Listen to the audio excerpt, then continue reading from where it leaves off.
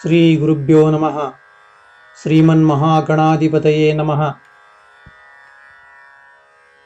ಸಂತ ಶಿಶುನಾಳ ಶರೀಫ ಶಿವಯೋಗಿಗಳು ಸಂಚಾರವನ್ನು ಮಾಡುವಂತಹ ಸಂದರ್ಭದಲ್ಲಿ ಹುಬ್ಬಳ್ಳಿಯ ಸದ್ಗುರು ಸಿದ್ಧಾರೂಢ ಸ್ವಾಮಿಗಳ ದರ್ಶನಕ್ಕೆ ಹೋದಂತಹ ಸಂದರ್ಭದಲ್ಲಿ ಅನೇಕ ಪವಾಡಗಳನ್ನು ಮಾಡ್ತಾರೆ. ಅನೇಕ ಪವಾಡಗಳನ್ನು ಮಾಡಿ ಆ ಸದ್ಗುರುವಿನ ಯೋಗ್ಯ ಗುಣವನ್ನು, ಯೋಗ್ಯತೆಯನ್ನು, ಆ ಘನತೆಯನ್ನು ಅರಿತಿರ್ತಕ್ಕಂಥ ಸಂತ ಶಿಶುನಾಳ ಶರೀಫ ಶಿವಯೋಗಿಗಳು ಹುಬ್ಬಳ್ಳಿಯ ಸದ್ಗುರು ಸಿದ್ಧಾರೂಢ ಅಜ್ಜವರನ್ನ ಕುರಿತು ಒಂದು ಪದ್ಯವನ್ನು ಬರೀತಾರೆ. ಸಾಧು ನೋಡಲೋ ಇವನು ಸಾಧು ನೋಡೆಲೋ, ಬೋಧಾನಂದದಿ ಮೆರೆವ ಮಹಾತ್ಮನು ಸಾಧು ನೋಡೆಲೋ ಇವನು ಸಾಧು ನೋಡೆಲೋ. ಸಿದ್ಧಾರೂಢ ಅಜ್ಜವ್ರನ್ನ ಕುರಿತು ಆ ಶರೀಫ್ ಅಜ್ಜವರು ಈ ಒಂದು ಪದ್ಯವನ್ನು ಬರೀತಾರೆ. ನಿಜವಾದ ಸಾಧು ಹೆಂಗಿರ್ತಾನ ಅನ್ನೋದನ್ನ ನಾವು ಸಿದ್ಧಾರೂಢಪ್ಪ ಅವ್ರನ್ನ ನೋಡಿ ನಾವು ತಿಳಿದುಕೊಳ್ಬೇಕು ಅಂತಕ್ಕಂಥದ್ದನ್ನ ಹೇಳ್ತಾರ. ಅದಕ್ಕೆ ಸಾಧು ಆದವನು ಹೆಂಗಿರ್ತಾನಂತಂದ್ರೆ ಬೋಧಾನಂದದಿ ಮೆರೆವ ಮಹಾತ್ಮನು. ಸಾಧು ಆದವ ಕೇವಲ ನಾಮ ಮಾತ್ರಕ್ಕ ಜಪದ ಮಾತ್ರಕ್ಕಲ್ಲ, ಆ ಬೋಧಾನಂದದ ಅಲ್ಲಿ ಮೆರೆಯುವಂತಹ ಮಹಾತ್ಮನಾಗಿರಬೇಕು ಅಂತಕ್ಕಂಥದ್ದು. ವೇದತೀತ ವಾದತೀತ ನಾದತೀತ ಬ್ರಹ್ಮನೀತ. ವೇದಗಳಿಗೆ ಅತೀತನಾದವ ಅಂದ್ರ ವೇದಗಳನ್ನ ಕರಗತ ಮಾಡಿಕೊಂಡು ವೇದಗಳಿಗೆ ನಿಲುಕದಂತವನ. ವಾದತೀತ ಅಂದ್ರ ತರ್ಕಕ್ಕೆ ನಿಲುಕದಂತಹ ಆ ಪರಮ ಚೈತನ್ಯ ಸ್ವರೂಪ. ನಾದತೀತ ಆ ಒಂದು ಶಬ್ದಕ್ಕೆ, ಆ ಒಂದು ನಾದಕ್ಕೆ ಮಣಿಯದೇ ಇರತಕ್ಕಂಥವ. ಬ್ರಹ್ಮತೀತ ಬ್ರಹ್ಮನೀತ ಅಂತ ಆ ಒಂದು ಮೂರನ್ನ ಮೀರಿದವ ಯಾರು ಅಂತಂದ್ರೆ ಆ ಬ್ರಹ್ಮ ತತ್ವವನ್ನು ಅನುಭವಿಸ್ತಕ್ಕಂಥ ಮಹಾಜ್ಞಾನಿ, ಮಹಾಯೋಗಿ ಅಂತ. ಇಲ್ಲಿ ವೇದತೀತ ಅಂತಂದ್ರೆ ವೇದಗಳನ್ನು ಅಧ್ಯಯನ ಮಾಡಿ ವೇದಗಳ ಮೂಲಕ ಭಗವಂತನನ್ನ ಕಾಣ್ತಕ್ಕಂಥ ಒಂದು ಸಂಪ್ರದಾಯ. ಇನ್ನ ವಾದತೀತ ಅಂತಂದ್ರೆ ತರ್ಕಶಾಸ್ತ್ರದ ಮೂಲಕ ನಮ್ಮ ದೇವರೇ ಶ್ರೇಷ್ಠ ಅಂತಕ್ಕಂಥ ಒಂದು ತರ್ಕಶಾಸ್ತ್ರವನ್ನ ಅಧ್ಯಯನ ಮಾಡಿ ದೇವರನ್ನ ಕಾಣ್ತಕ್ಕಂಥದ್ದು ಒಂದು ಬಗೆ. ಇನ್ನ ನಾದತೀತ ಅಂತಂದ್ರೆ ವೇದವೂ ಬೇಡ, ತರ್ಕವೂ ಬೇಡ, ನಾವು ಕೇವಲ ನಾಮ ಸಂಕೀರ್ತನೆಯಿಂದ, ನಾಮದ ಜಪದಿಂದ ನಾವು ಭಗವಂತನನ್ನ ಕಾಣ್ತಕ್ಕಂಥ ರೀತಿಯನ್ನ ನಾವು ನಾದತೀತ ಅಂತ ಹೇಳಿ ಕರಿತೇವೆ. ಅದಕ್ಕೆ ಈ ಮೂರನ್ನೂ ಮೀರಿದಂಥವ ಯಾರು ಅಂತಂದ್ರೆ ಆ ಬ್ರಹ್ಮ, ಸಾಕ್ಷಾತ್ ಪರಬ್ರಹ್ಮನ ಅವತಾರ ಇವ ಅದಾನ ಅಂತ ಹೇಳಿ ಸದ್ಗುರು ಸಿದ್ಧಾರೂಢ ಅಪ್ಪನವರನ್ನ ಕುರಿತು ಸಂತ ಶಿಶುನಾಳ ಶರೀಫ ಶಿವಯೋಗಿಗಳು ಬರೀತಾರೆ.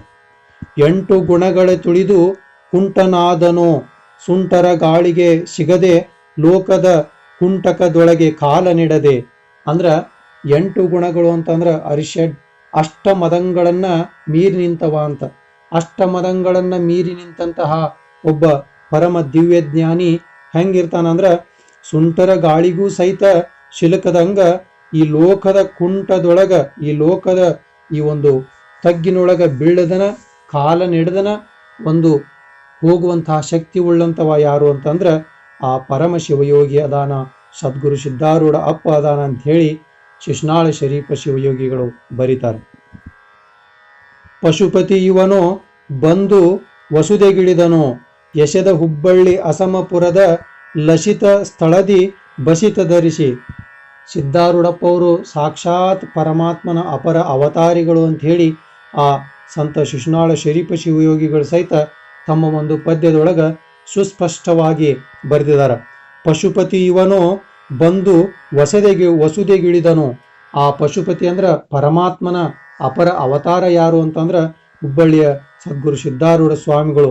ಅವರು ಈ ಒಂದು ಸಿದ್ಧಾರೂಢ ಸ್ವಾಮಿಯ ರೂಪದೊಳಗ ಬಂದು ಎಲ್ಲಿ ಇಳಿದಾರ ಅಂತಂದ್ರ ಹುಬ್ಬಳ್ಳಿಯ ಪುರದೊಳಗ ಇಳಿದು ಆ ಒಂದು ಭಸ್ಮವನ್ನ ಧಾರಣೆ ಮಾಡಿ ಹುಬ್ಬಳ್ಳಿಯ ಪುರದಲ್ಲಿ ನೆಲೆ ನಿಂತಾರ ಅಂತಕ್ಕಂಥದ್ದನ್ನ ಶಿಶುನಾಳ ಶರೀಫ ಶಿವಯೋಗಿಗಳು ತಮ್ಮ ಒಂದು ಪದ್ಯದೊಳಗ ಬರ್ದಾರ. ಕರ್ಮತೀತನೋ ಈತ ಧರ್ಮಧಾತನೋ, ಮರ್ಮವರಿತು ಶಿಶುನಾಳೇಶನ ನಿರ್ಮಲ ಪದ ಕರುಣಭರಣ. ಸಾಧು ನೋಡೆಲೋ ಇವನು ಸಾಧು ನೋಡೆಲೋ, ಬೋಧಾನಂದದಿ ಮೆರೆವ ಮಹಾತ್ಮನು ಅಂತ ಹೇಳಿ ಸಂತ ಶಿಶುನಾಳ ಶರೀಫ ಶಿವಯೋಗಿಗಳು ಆ ಒಂದು ಸಿದ್ಧಾರೂಢಜ್ಜವ್ರ ಕುರಿತು ಬರೀತಾರ. ಕರ್ಮತೀತನು ಇವ ಕರ್ಮಕ್ಕೆ ಅಂಟದವ ಅಂಥೇಳಿ, ಕರ್ಮವನ್ನ ಮೀರಿದಂತಹ ಮಹಾಜ್ಞಾನಿ. ಈತ ಧರ್ಮದಾತನು, ಸದಾವಕಾಲ ಬಾಯೊಳಗ ಓಂಕಾರದ ಪ್ರಣವವನ್ನು ಉಚ್ಚಾರವನ್ನ ಮಾಡ್ತಕ್ಕಂಥ ಆ ಧರ್ಮದಾತನು, ಧರ್ಮವನ್ನ ಕುರಿತು ಬೋಧನೆ ಮಾಡ್ತಕ್ಕಂಥ ಮಹಾ ಸದ್ಗುರು ಅದಾನ. ಮರ್ಮವರಿತು ಶಿಶುನಾಳೇಶನ ನಿರ್ಮಲ ಪದ ಕರುಣಭರಣ.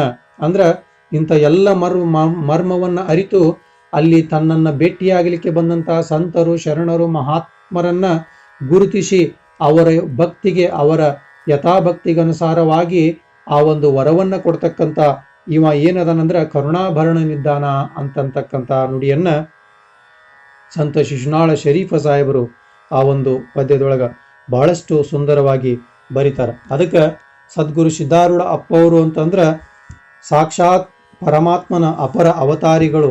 ಯಾರು ಕರ್ಮವನ್ನ ಮೀರಿರ್ತಾರ, ಯಾರು ಧರ್ಮವನ್ನ ಮೀರಿರ್ತಾರ, ಯಾರು ಸದಾ ಬ್ರಹ್ಮಾನಂದವನ್ನ ಅನುಭವಿಸ್ತಾ ಇರ್ತಾರಲ್ಲ, ಅವರು ಮಹಾತ್ಯಾಗಿಗಳು, ಮಹಾಯೋಗಿಗಳು ಅನ್ನೋದರಲ್ಲಿ ಎರಡು ಮಾತಿಲ್ಲ ಅಂತಕ್ಕಂಥ ಮಾತನ್ನ ಹೇಳ್ತಾ ಈ ನುಡಿಗಳನ್ನ ಗುರುವಿನ ಪಾದಕ್ಕೆ ಸಮರ್ಪಣೆ ಮಾಡ್ತಾ ಇದ್ದೇನೆ.